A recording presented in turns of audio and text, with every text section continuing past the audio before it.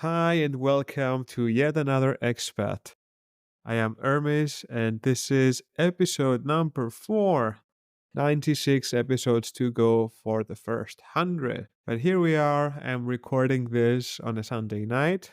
The best time to record, especially for those who love my tired voice. Here it comes. But yes, the podcast is growing. Thank you so much for sticking around. I actually got some feedback after episode number 3 saying how the sound quality has really improved, which made me very, very happy because honestly, I'm trying out these different types of software and hearing myself is always really, really cringe.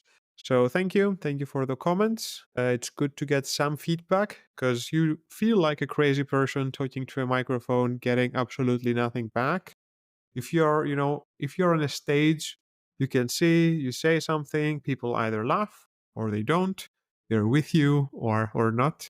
And here I have no idea.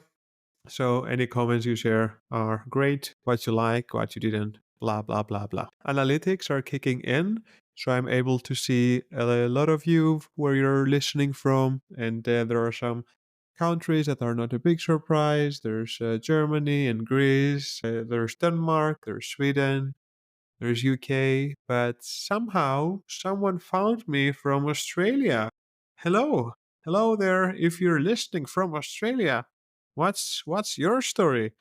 I'm not sure how you got here, but welcome. You might be standing upside down, but there are things we share in common no matter where we are in the world. For example, we all pee microplastics, about 2 microplastic particles per 100 ml. To get things going, I will say that I don't know how you're doing with this winter. I don't know how the weather is affecting you where you are in the world, but for me, it has been a punch down. Seriously, it took me time to realize. Last winter in Berlin, I felt it was okay, or somehow I didn't feel scarred. This winter has been rough. I don't know if it is the whole world going to shit, which is definitely not helping, but it also feels like it has been a shit show at least since 2020. Anyway, I realized that after feeling quite down for a long time, even though my vitals were looking good, my smart devices were saying I'm pretty much doing the right things, it was very difficult to get out of bed. And suddenly, when we had 3, 4 days of sun in a row, I felt like a completely new person. The difficulty in Berlin is that you don't see the sky a lot. Seeing the blue in the sky is not a very common occurrence. You can have a lot of clouds, and the clouds are shapeless. So it's just a gray, there can be this gray globe effect. And that grayness gets brighter during the day, and it gets less bright as the day goes on, but you don't have anything more. It's like you're in these glass bowls, Christmas glass bowls that you just shake around and you have a miniature world in. That is how it can feel sometimes.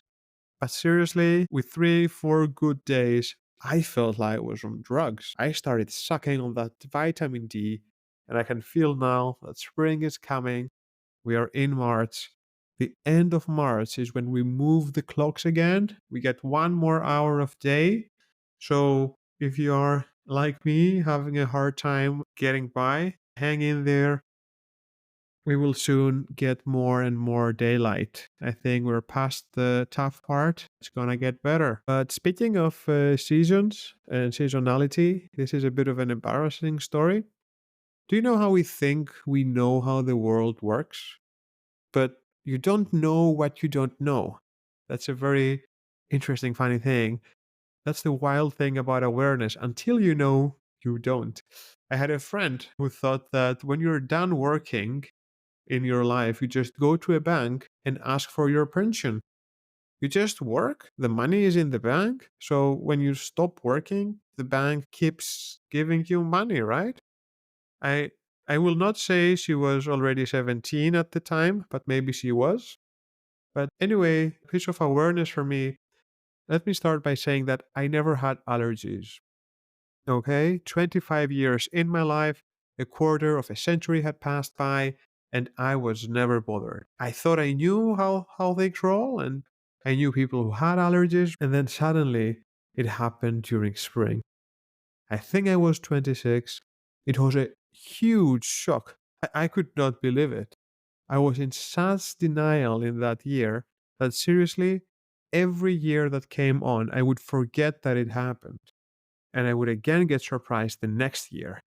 I thought maybe, it's a fling or a fluke, or I don't know if these words exist, but you know what I mean. I thought next year, I'm not going to have it, but I did. And I thought, first, I'm losing my hair, and now this shit? I try to reason with my body and I say, hey, I hear you. I get yet that you don't like this spring thing that is happening. What should we do? And my body was like, hey, I actually hate hay. Fuck you. And this was a hay joke because apparently seasonal allergies are called hay fever. What an unelegant way to say it, hay fever. Anyway, seasonal allergies suck. Having an always semi running nose, a tiny itch in your eyes. If you think that this is a state that is impossible to get used to, it somehow is. Every year when I lived in Greece, I was thinking that in the summer it's so hot that you're constantly sweating. And that feels disgusting to think in the winter. Like if I'm sweating, that's a problem. I need to do something about it. And indeed, in the summer, you can be in a semi constant state of sweat, and somehow you get used to it. If you think that waking up is difficult, waking up with seasonal allergies is a whole different level of difficult. So, I dislike allergies. I dislike that I started having them. And I also dislike them from an ethical standpoint. Because look at it this way: nature is having sex. It's getting aroused. This is what's happening, right? All over. You have blossoms and you have the bees carrying the pollen from flower to flower. You have the fruit blossom situation. It's just a nature orgasm where semen is in the air. There is like a nature orgy getting ready for life, for spring. And suddenly, on my 25th years, I realized that somehow I became this weird old person in the apartment upstairs, hitting with the broom, saying, keep it down, to the nature having its orgy. Somehow my body decided that it's reacting to nature's arousal. Now, I find this deeply, deeply saddening. I want to just say, nature, if you can hear me, if you're out there, I support your orgy. I support your cross pollen panspermia fuck party that you're doing. I am not happy. My human body is somehow having a problem with it, but I want you to know from the bottom of my heart, keep going at it. Do it as hard as you can. Blossom the whole fighting thing. I'll I'll buy the flowers that help the bees just so that you can do your thing more and more. But anyway, I got allergies. I got them every year. And then one year it got really bad. So from thinking that it might stop one year after another, having this wishful thinking, it now started getting much worse. So I decided to go see an allergy doctor because it was a mystery. I didn't know what exactly is that I am allergic to. I didn't know if it's hay fever, some specific kind of dust. Is it pollen? Is it some, I don't know, specific blossom? What is the substance that I am allergic to? So I went to one and they did this test where they scratch you with all the different stuff and they told me. And this is where this story is going with awareness because I scheduled to see an allergist, an allergist, and an allergy doctor. Okay. I paid for that privately. I was in Greece. And I seriously thought that science stops at identification. He said, your allergies are this, this, and this. And I thought, okay, thank you very much. Now I know what to run away from. Now I know what I need to avoid. And he was a bit confused. And he said, hey, wait a minute. Don't you want to treat it? And I shit you not. At my 31 years old, I had no idea that allergies are treatable. I had heard about this before, but just the fact that you can have your diagnosis and then you can have a treatment for it right away That was completely out of my mind. I thought, tough luck, you know what it is, and now you avoid it. And if shit hits the fan, you have an EpiPen. But no, there are treats. So I decided to start this immunotherapy thing, and they create this specific substance for you based on some exams that they do, and you introduce it to your body little by little. You inject it or you spray it under your tongue for many months. It's expensive medication. It's very custom made, and my doctor said that a lot of people actually pay to have the things made for them, the special personalized immunotherapy kit, and that then they don't use it. And I thought, why would someone go through the trouble of creating that personalized immunotherapy spray and then not use it? Anyway, they need special care. After a few weeks, they were ready. I had to move them with an ice pack box, and I had to travel to Berlin. I had a great time at the airport. People were making their way for me at the X-ray machine because I had this big Felisol white box to keep everything cold, and they could see these weird vials in. And I had with me some papers that showed all sorts of diagrams and different tests. And I was just saying, it's medical, it's for medical reason. And just the reactions I would get were very much people getting out of my way, helping me out, no questions asked. Felt really good. So I put it in the fridge here in Berlin, and I promised myself to start the following week. That was in September. John asked me why. I don't know why I haven't done it. I tried to do it once. I got too itchy. I didn't like it. You need to wait 30 minutes before you do it, and after you brush, and then before you eat. And there's a whole weird timing schedule for it that I somehow never did. But spring is coming fast. I need to get my shit together. And I had someone telling me, this piece of advice: if something takes 5 minutes, just do it. If it's in your head and you think about it a lot, but it's something that takes less than 5 minutes, just do it and then it's out of the way. And I think this is bullshit. If I did all the things I say I have to do that take less than 5 minutes, I would be I would be trapped in a 5 minute eternity. 5 minutes after 5 minutes after 5 minutes, nothing would finish. I would start folding and storing the laundry, and then I would empty the dishwasher and then go into checking my emails and replying and making the bed, and then watering the plants or wiping down the surfaces, organizing a small area I always said I would organize and I never do it, review my to-do list, do a bit of stretching, plan the meals for the next week, check and respond to text messages, do some of that sorting and filling of the paperwork you haven't done, then tidying up your desk, update your calendar, take the trash down for recycling, write a thank you note you always said you would write, do a 5 minute meditation, go through the photos of last month and delete the duplicates. It would just never end.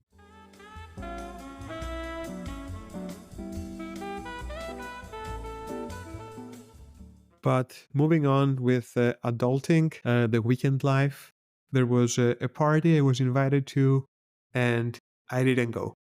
And I felt really bad about it. I didn't know exactly what to say, but I just didn't feel like going to the party. I just wanted to have some time for myself. There are a lot of things you need to do as you get older, and the weekends are a great time to just get shit done that it's impossible to do through the week, with working and doing laundry and eating and trying to keep your place in order. It seriously takes so much time and energy. So the weekends are like small oases for me. And I had to decline to that party, and I think it should be totally okay to say, hey, I know it's your birthday, but I need some time for myself.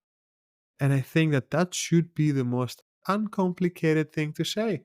No judgment at all. Okay, someone can't come to my birthday party because they need some time. Why?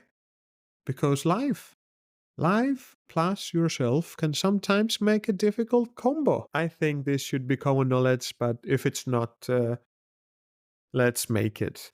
But here's another party I went because there were a lot of parties. I went to a party where the organizers were in their 40s and they had written that kids are welcome. So I thought that there will be some kids in that party. So I went with my partner, and seriously, there were so many kids. The kids were all over the place. It was great to watch, also pretty surprising for me. I felt I'm matching the energy level of the parents, just seeing these tired, defeated at times faces, trying to keep it together and enjoy the little things that pop here and there. It felt not like a grown up person's party, but the kids had taken over. So it felt like a kids' party where tired parents are just supporting each other. And my favorite baby was this barely walking human who was just fascinated with everything. Could not speak yet, but it knew that if it raises the voice and makes sounds, you get more attention. And that baby was trying to be in the kitchen space. And that's where a grown up showed the baby that you can open a drawer. And that baby was barely reaching the first two drawers of the kitchen. And it was trying to see the move and then replicate it. I don't think the baby was more than a year and a half. So the grown up was opening a drawer and looking inside, and the baby was trying to understand what's happening. And if you're a baby, you must feel high all the time. The sensory input you're getting is so strong and so constant, and your brain doesn't have time to put everything together. You don't know how to move. You don't know your motor skills altogether. So the baby was it was bending a bit its knees instead of pulling the hands. And at some point in that party, the baby learned how to open drawers. And this was the most amazing thing to witness for me because it would open drawers and just look inside and be so fascinated. Do you know when you play a video game? I was playing Zelda, for example, and then you learn that you can open chests, and every chest you open, you don't know what it's gonna have inside. It could have a weapon, it could have some armors, it could have a piece of gear, but it was like, yeah, just anything. You just unlock a new move. That new move is opening drawers. If you're a baby, you see a drawer, you can open it, and it's like open a Kinder Surprise egg. So I was having a great time through the eyes of this baby, realizing that it just unlock a new move in this weird 3D sensational experience of it is to be alive in this world. Had unlocked a lot of the motor skills from crawling. It was now walking, covering more distance, and adding to that, just learn how to open drawers. Every drawer ever will be a surprise waiting to be discovered.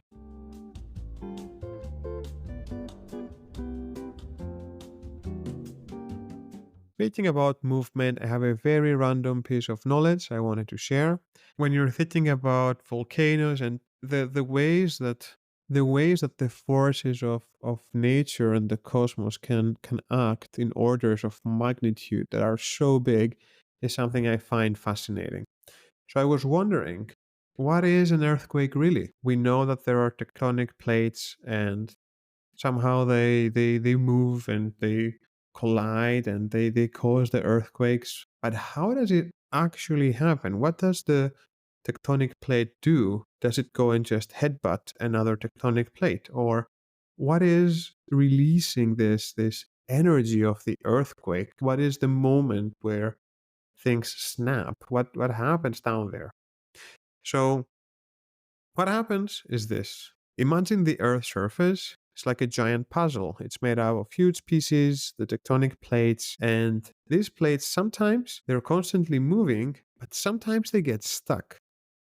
Imagine that you're trying to slide a puzzle piece next to another puzzle piece, but they cannot move because there is friction. Now, here comes the exciting part. Here comes the part that I didn't know exactly how it works. So these plates get stuck, and when they get stuck, there is pressure because they cannot move, and that pressure starts to build up. And it's like a tightly coiled spring. It's like the calm before the storm. Because actually, the earthquake is when the pressure becomes too much to handle, the plates slip.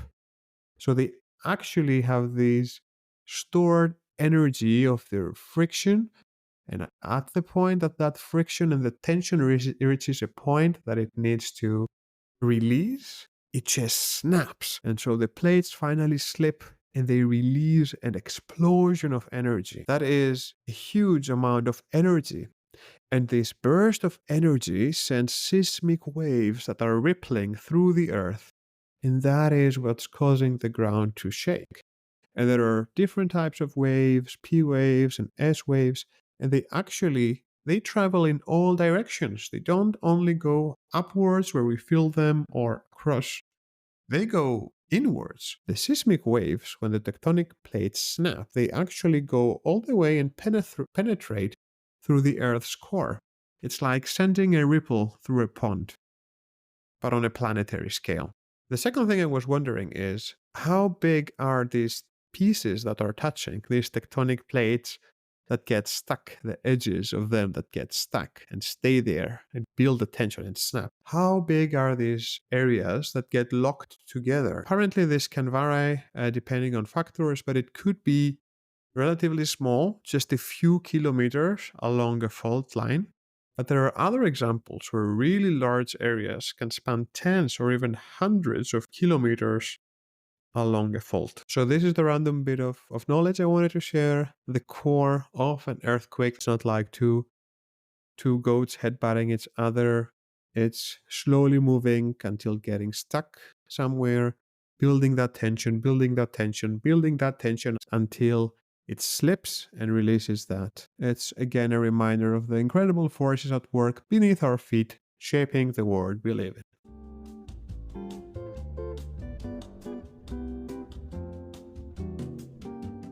Lastly, in my proudest moment of the week, I have one of these standing desks, the desks to maintain the illusion that I'm taking care of myself and that the corporate world hasn't beat me. The sense that I'm giving myself something back, giving something back to this tired body, fighting the system from the inside, one keystroke at a time. It feels good to have a standing desk. You don't actually use it, but it feels good to have it. Just like a gym membership. But the desk is too small, and I really need a second monitor because, as we said before, you can never have too many screens. And I've been battling what to do for some time until an epiphany moment hit me. And I thought, what if I unscrew the top part of the desk from the legs, from the bases, and then I can just buy a much bigger part, screw that in instead, and then have a bigger desk. This sounds so dumb that it might work. Now, here I have to say that I'm the worst person in terms of how many things I can do with my hands. I cannot, build or construct. It's a skill that some people have. And mine is in the negative. I try, it usually takes many, many hours, and it's not something I'm inherently good at. But long story short, against all odds, I went to IKEA and I bought a really big piece of wood. I came back home, and this was my Sunday. I bought a used drill, and after a lot of YouTube tutorials, I disassembled the desk as it was, and I did manage to screw in the new surface, make things bigger, redo the cable management. I drilled new holes, I got new screws, and I have to say it feels really, really good to do things with your hands. And so far, nothing has collapsed. I tried taking it up and down. So I made it. I finally have a bigger desk. The second screen is going to come soon, and it's pretty stable. How stable? Stable enough to record this podcast. Probably not stable enough to have sex on it, but this wasn't really in my plans until now. So thank you for listening to this podcast. I hope you have a great week ahead. I hope you're having a great weather wherever you are. If you like it, please leave a review or subscribe so you don't miss an episode. And now I have to go to buy more screws, make this desk more stable. See ya!